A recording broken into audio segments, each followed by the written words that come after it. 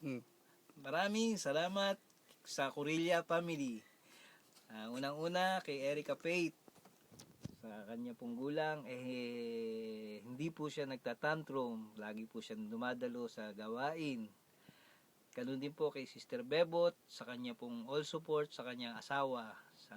Kung minsan galing pa sa trabaho, dumediretso pa dito para suportahan ang kanyang asawa.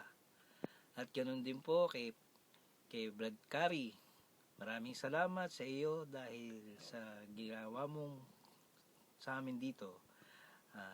Bihira po sa pastor ng ganitong may mga talento, marunong mag-gitara, marunong mag-drums, marunong mag-ballroom, at higit sa lahat, magandang lalaki pa.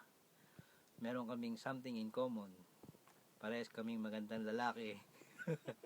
Joke lang po yun. Maraming salamat sa inyo. Mamimiss namin kayo at alam namin na kayo ay pagpapalain ng Diyos saan man kayo magpunta. See you soon sa inyong pagbabalik.